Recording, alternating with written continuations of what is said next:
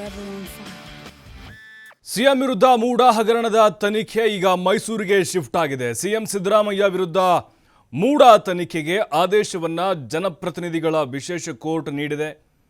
But ಈಗ ಮುಖ್ಯಮಂತ್ರಿಗಳಿಗೆ ಕಾನೂನಾತ್ಮಕವಾದಂತಹ ಒಂದು ಸಂಕಷ್ಟ ಎದುರಾಗಿದೆ 40 ವರ್ಷಗಳ ರಾಜಕೀಯ ಜೀವನದಲ್ಲಿ. ಹಾಗಾದ್ರೆ ಮುಂದಿನ ಕಾನೂನಾತ್ಮಕವಾದಂತಹ ಪ್ರಕ್ರಿಯೆಗಳು ಹೇಗಿರುತ್ತೆ, ಹೇಗೆ ತನಿಖೆ ನಡೆಯುತ್ತೆ, ವಿಚಾರಣೆಯನ್ನು ಯಾವ ರೀತಿ ಎದುರಿಸಬೇಕಾಗತ್ತೆ ಮುಖ್ಯಮಂತ್ರಿಗಳು? ಈಗ ಮೂಡಾ ಮೈಸೂರದಾಗಿರೋದ್ರಿಂದ ಮತ್ತು ಲೋಕಾಯುಕ್ತ ಮೈಸೂರಲ್ಲಿ ಅಲ್ಲಿ ಕೇಸ್ ಆಗಿರೋದ್ರಿಂದಾಗಿ ಈಗ ಅಲ್ಲಿಯೇ ತನಿಖೆ ಮಾಡಬೇಕಾಗತ್ತೆ. ಹಾಗಾದರೆ ಹಿಂದೆ ದಾಖಲಾಗುತ್ತಾ ಸಿದ್ದರಾಮಯ್ಯ ವಿರುದ್ಧ ಎಫ್ಐಆರ್? ಲೋಕಾಯುಕ್ತ ಪೊಲೀಸರಿಗೆ ನಿರ್ದೇಶನವನ್ನು ನೀಡಿದೆ court. IPC section 120B 166 403 406 420 426 IPC 9 ಮತ್ತು 13 ಭ್ರಷ್ಟಾಚಾರ ನಿಯಂತ್ರಣ ಕಾಯ್ದೆಯಡಿ ದೂರು ದಾಖಲಾಗಿದ್ದಾವೆ.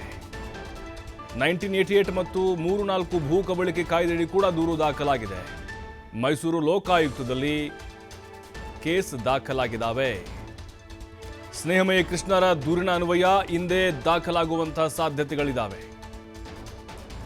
ನೋಡಿ, ಈಗ ಮೂಡಾ ಮೈಸೂರು ನಗರಾಭಿವೃದ್ಧಿ ಪ್ರಾಧಿಕಾರ ಮೈಸೂರಿದೆ ಮತ್ತು ಮೈಸೂರು ಲೋಕಾಯುಕ್ತದಲ್ಲಿ ಕೇಸ್ ಆಗಿರೋದ್ರಿಂದಾಗಿ ಅಲ್ಲಿ ದೂರು ದಾಖಲಾಗಿರೋದ್ರಿಂದಾಗಿ ತನಿಖೆಯನ್ನು ಅಲ್ಲೇ ಮಾಡಬೇಕಾಗತ್ತೆ. ಈಗ ಅಧಿಕಾರಿಗಳು ಕೋರ್ಟ್ನ ಒಂದು ಪ್ರತಿ ಬರೋದನ್ನು ಕಾಯ್ತಾ ಇದ್ರು. ಅಲ್ಲಿಯ SP ಲೋಕಾಯುಕ್ತ SP ಅವರು ಅದು ಕೋರ್ಟ್ನ ಪ್ರತಿ ಬಂದ ಮೇಲೆ, ಅಂದರೆ ಆದೇಶದ ಪ್ರತಿ ಅವ್ರ ಕೈ ಸಿಕ್ಕ ಮೇಲೆ ಅವರು ವಿಚಾರಣೆಯನ್ನು ಶುರು ಮಾಡ್ತಾರೆ. ಮುಖ್ಯಮಂತ್ರಿಗಳ ಮೇಲೆ FIR ಯಾವಾಗ ಬೇಕಾದ್ರೂ ಆಗ್ಬೋದು. ಇವತ್ತು ಬಹುತೇಕವಾಗಿ ಆಗುವಂಥ ಸಾಧ್ಯತೆಗಳಿದ್ದಾವೆ. ನೋಡಿ, IPC ಸೆಕ್ಷನ್ 120B 166 403 406 420 426 465 468 340 351 8ರಿಂದ 9 ಸೆಕ್ಷನ್ಗಳ ಅಡಿಯಲ್ಲಿ ಕೇಸ್ ದಾಖಲಾಗಿದ್ದಾವೆ. ಭ್ರಷ್ಟಾಚಾರ ನಿಯಂತ್ರಣ ಕಾಯ್ದೆ ಅಡಿ ಕೂಡ ದೂರು ದಾಖಲಾಗಿದೆ. ಸಿದ್ದರಾಮಯ್ಯ ವಿರುದ್ಧ ಇವತ್ತು FIR ಆಗುವಂತಹ ಸಾಧ್ಯತೆಗಳಿದ್ದಾವೆ. ಅಂದರೆ ಈಗ ಅಲ್ಲಿ ಕೋರ್ಟ್ ಏನೋ ಆದೇಶವನ್ನು ನೀಡಿತು, ಆದರೆ ಆ ಆದೇಶಕ್ಕೆ ಅನುಗುಣವಾಗಿ FIRನ ಮಾಡಬೇಕಾಗುತ್ತೆ. ಈಗ FIR ಆಗೋದಕ್ಕಿಂತ ಮುಂಚೆ ಪ್ರಾಥಮಿಕ ವಿಚಾರಣೆಯನ್ನು ಮಾಡುವಂಥದ್ದು ಸಹಜ, ಈಗ ನಾರ್ಮಲ್ ಕಂಪ್ಲೇಂಟ್ ಆಗಿದ್ದರೆ. ಆದರೆ ಈಗ ಹೈಕೋರ್ಟೇ ಲೋಕಾಯುಕ್ತಕ್ಕೆ ಸೂಚನೆ ಕೊಟ್ಟಿರುವುದರಿಂದಾಗಿ ಜನಪ್ರತಿನಿಧಿಗಳ ವಿಶೇಷ ನ್ಯಾಯಾಲಯ ಈಗ ಯಾವುದೇ ವಿಚಾರಣೆಯನ್ನು ಕೂಡ ಮಾಡದೆ ಅವ್ರನ್ನ ಪ್ರಾಥಮಿಕವಾಗಿ FIR ದಾಖಲು ಮಾಡ್ತಾರೆ. FIR ಆದಮೇಲೆ ಏನಾಗುತ್ತೆ, ಮುಖ್ಯಮಂತ್ರಿಗಳನ್ನು ವಿಚಾರಣೆಗೆ ಕರೀತಾರೆ.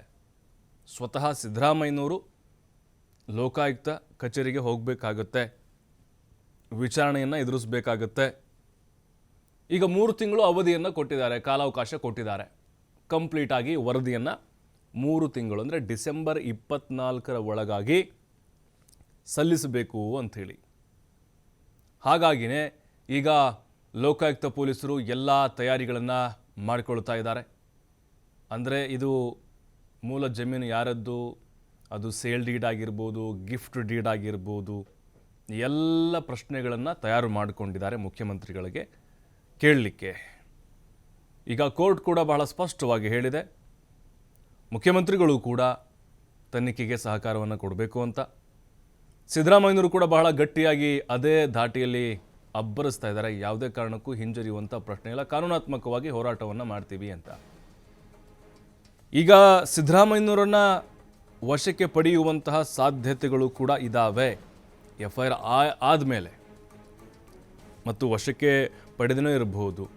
ಈಗ ಒಂದೊಂದು ದಿನ ವಿಚಾರಣೆ ಮಾಡಿ ಮತ್ತೆ ಅವ್ರನ್ನ ಬಿಟ್ಟು ಕಳಿಸ್ಬೋದು. ಈ ಥರದ ಪ್ರಕ್ರಿಯೆಗಳು ಸಹಜವಾಗಿ ನಡೆಯುತ್ತೆ. ಈಗ ನಾಳೆಗೆ ವಿಚಾರಣೆಗೆ ಬರೋಕ್ಕೆ ಹೇಳ್ತಾರೆ, ಸಂಜೆವರೆಗೂ ಪ್ರಶ್ನೆಗಳನ್ನ ಕೇಳ್ತಾರೆ, ಮತ್ತೆ ವಾಪಸ್ ಮನೆಗೆ ಹೋಗ್ತಾರೆ, ಮತ್ತೆ ನಾಡಿದ್ದು ಬಾ ಅಂತಾರೆ, ಇನ್ನೊಂದು 4-5 ದಿನ ಬಿಟ್ಟು ಬಾ ಅಂತಾರೆ, ನಾಳೆ ಬಾ ಅಂತಾರೆ. ಈ ಥರದ ಕಾನೂನಾತ್ಮಕವಾದಂತಹ ಪ್ರೊಸೆಸ್ಗಳು ನಡೆಯುತ್ತೆ. ಮತ್ತಷ್ಟು ಮಾಹಿತಿ ಪುನೀತ್ ನೀಡ್ತಾರೆ. ಪುನೀತ್, 40 ವರ್ಷದ ರಾಜಕೀಯ ಜೀವನದ ಇತಿಹಾಸದಲ್ಲೇ ಮೊದಲ ಬಾರಿಗೆ ಸಿದ್ದರಾಮಯ್ಯನವರು ಈಗ ಲೋಕಾಯುಕ್ತ ಪೊಲೀಸ್ ತನಿಖೆಯನ್ನು ಎದುರಿಸುವಂಥ ಪರಿಸ್ಥಿತಿ ಬಂದಿದೆ. FIR ಇವತ್ತು ಬಹುತೇಕವಾಗಿ ದಾಖಲಾಗಬಹುದಾ? ಸಿದ್ದರಾಮಯ್ಯವ್ರನ್ನ ವಶಕ್ಕೆ ಪಡೆಯುವಂಥ ಸಾಧ್ಯತೆಗಳು ಎಷ್ಟಿದ್ದಾವೆ ಅನ್ನೋದು? ಖಂಡಿತವಾಗಿ ಪ್ರಭು, ಈ ಮೂಡಾ 50-50 ಹಗರಣ ವಿಚಾರ ಏನಿದೆ ಇದಕ್ಕೆ ಸಂಬಂಧಪಟ್ಟಂತೆ ಈಗ ಮೈಸೂರಿನ ಲೋಕಾಯುಕ್ತ ಕಚೇರಿ ಒಂದು ರೀತಿ ಕೇಂದ್ರ ಬಿಂದುವಾಗಿರತಕ್ಕಂಥದ್ದು. ಯಾಕೆಂತ ಹೇಳಿದ್ರೆ ಮುಖ್ಯಮಂತ್ರಿ ಸಿದ್ದರಾಮಯ್ಯನವರ ವಿರುದ್ಧ ಇವತ್ತು FIR ಆಗುವಂತಹ ಸಾಧ್ಯತೆಗಳು ಹೆಚ್ಚಿನದಾಗಿರತಕ್ಕಂಥದ್ದು. ಕೋರ್ಟ್ ಆದೇಶದ ಒಂದು ಪ್ರತಿ ಏನು ಫ್ಯಾಕ್ಸ್ ಮೂಲಕ ಈಗಾಗಲೇ ಬರುತ್ತಾ ಅನ್ನೋ ಒಂದು ವಿಚಾರ ಇರ್ಬೋದು, ಜೊತೆಗೆ ದೂರುದಾರರು ತರ್ತಾರ ಅನ್ನೋ ಒಂದು ಕುತೂಹಲ ಕೂಡ ಇರತಕ್ಕಂಥದ್ದು. ಈಗ ದೂರುದಾರರ ಒಂದು ದೂರಿನ ಅನ್ವಯವಾಗಿ FIR ನ ದಾಖಲಿಸಬೇಕು ಅಂತ ಹೇಳಿ ನಿನ್ನೆಯಿಂದಲೂ ಕೂಡ ಅಂದ್ರೆ ಪ್ರದೀಪ್ ಕುಮಾರ್ ಏನು JDS ನ ವಕ್ತಾರರೇನಿದ್ದಾರೆ ಅವರು, ಜೊತೆಗೆ ಮತ್ತೊಬ್ಬರು ಏನು ಇಲ್ಲಿ ದೂರುದಾರರಿರ್ತಕ್ಕಂಥ ಸ್ನೇಹಮಯಿ ಕೃಷ್ಣ ಏನಿದ್ದಾರೆ, ಇವರು ಹೆಚ್ಚಿನದಾಗಿ ಒತ್ತಾಯವನ್ನ ಮಾಡ್ತಾ ಇರ್ತಕ್ಕಂಥದ್ದು. ದೂರನ್ನ ನೀಡಿದ ನಂತರ ಈಗ ಕಾನೂನಾತ್ಮಕವಾಗಿ ಯಾವ ರೀತಿಯಾಗಿ ಆ FIR ಅನ್ನ ದಾಖಲಿಸಬೇಕಾಗಿದೆ, ಆ ಒಂದು FIR ಅನ್ನ ದಾಖಲಿಸ್ತಕ್ಕಂಥ ಕೆಲಸ ಆಗ್ಬೇಕಾಗಿದೆ. ಆದ್ರೆ ಇಲ್ಲಿ FIR ಅನ್ನ ದಾಖಲಿಸಲಿಕ್ಕೆ ತಡ ಮಾಡ್ತಾ ಇರ್ತಕ್ಕಂಥದ್ದು ಸಾಕಷ್ಟು ಅನುಮಾನಗಳನ್ನ ನಮಗೆ ಹುಟ್ಟಿಸ್ತಾ ಇದೆ. ಹೀಗಾಗಿ ಇದು ಸಾಕ್ಷಿಗಳನ್ನ ನಾಶ ಮಾಡಿಸ್ತಕ್ಕಂತ ಒಂದು ಕೆಲಸ ಆಗುತ್ತೆ. ಹೀಗಾಗಿ ಇದಕ್ಕೆ ಅವಕಾಶವನ್ನು ಕೊಡಬಾರದು, ಇಲ್ಲಿ FIR ಅನ್ನು ದಾಖಲಿಸ್ತಕ್ಕಂಥ ಕೆಲಸ ಆಗ್ಲೇಬೇಕು ಅಂತ ಹೇಳಿ ಒತ್ತಾಯವನ್ನು ಕೂಡ ಮಾಡ್ಲಾಗ್ತಾ ಇರ್ತಕ್ಕಂಥದ್ದು. ಇಂದು ಮಧ್ಯಾಹ್ನದ ವೇಳೆಗೆ ಆದೇಶ ಪ್ರತಿ ಸಿಗುತ್ತೆ. ಆಗ ಏನು ಈ ಒಂದು ಆದೇಶದ ಪ್ರತಿ ಸಿಗುತ್ತೆ ಅನ್ನೋ ಒಂದು ನಿರೀಕ್ಷೆಯಲ್ಲಿ ಒಂದು ರೀತಿ ದೂರುದಾರರು ಕೂಡ ಇರತಕ್ಕಂಥದ್ದು.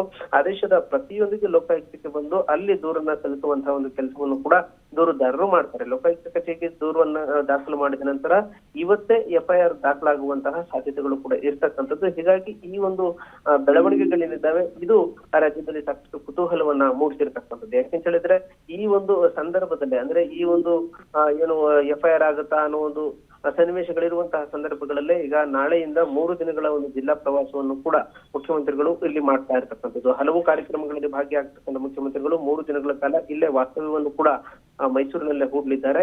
ಹೀಗಾಗಿ ಈ ಒಂದು ಪ್ರಕರಣಕ್ಕೆ ಸಂಬಂಧಪಟ್ಟಂತೆ ಈಗ ಆಗ್ತಾ ಇರ್ತಕ್ಕಂಥ ಬೆಳವಣಿಗೆಗಳಿದ್ದಾವೆ, ಇದು ಹೆಚ್ಚಿನದಾಗಿ ಮುಖ್ಯಮಂತ್ರಿಗಳಿಗೂ ಕೂಡ ಒಂದು ರೀತಿ ತಲೆನೋವಾಗಿ ಪರಿಣಮಿಸಿರ್ತಕ್ಕಂಥದ್ದು. ಯಾಕೆಂತ ಹೇಳಿದ್ರೆ ನಿನ್ನೆಯಿಂದಲೂ ಕೂಡ ಮೈಸೂರಿನ ಲೋಕಾಯುಕ್ತ ಕಚೇರಿಯ ಬಳಿ ಈ FIR ಅನ್ನ ದಾಖಲಿಸಬೇಕು ಅನ್ನೋ ಒಂದು ವಿಷಯಕ್ಕೆ ಸಂಬಂಧಪಟ್ಟಂತೆ ಸಾಕಷ್ಟು ಒತ್ತಡಗಳು, ಜೊತೆಗೆ ದೂರಿನ ಅನ್ವಯವಾಗಿ ಏನು ಕಾನೂನಿನ ಒಂದು ಪ್ರೊಸೀಜರ್ ಫಾಲೋ ಮಾಡಬೇಕಾಗಿದೆ ಅದನ್ನ ಫಾಲೋ ಮಾಡತಕ್ಕಂಥ ಕೆಲಸ ಆಗ್ಬೇಕು ಅಂತ ಹೇಳಿ ಒತ್ತಾಯ ಕೂಡ ಆಗ್ತಾ ಇರ್ತಕ್ಕಂಥದ್ದು. ಆದ್ರೆ ಮತ್ತೊಂದು ಕಡೆ 3 ದಿನಗಳ ಕಾಲ ಒಂದು ಅವಕಾಶವನ್ನು ಕೂಡ ಲೋಕಾಯುಕ್ತ SP ಅವರು ಕೇಳ್ಕೊಂಡಿರ್ತಕ್ಕಂಥದ್ದು. ಏನು ಅಂತಂದ್ರೆ ಕಾನೂನು ತಜ್ಞರನ್ನ ಸಲಹೆಯನ್ನು ಪಡೆದುಕೊಂಡು ತದನಂತರ ಮುಂದುವರಿತಕ್ಕಂಥ ಕೆಲಸ ಆಗ್ಬೇಕಾಗಿದೆ. ಹೀಗಾಗಿ ಸಮಯಾವಕಾಶವನ್ನ ಕೇಳ್ತಕ್ಕಂಥ ಒಂದು ಕೆಲಸ ಕೂಡ ಆಗಿರ್ತಕ್ಕಂಥದ್ದು.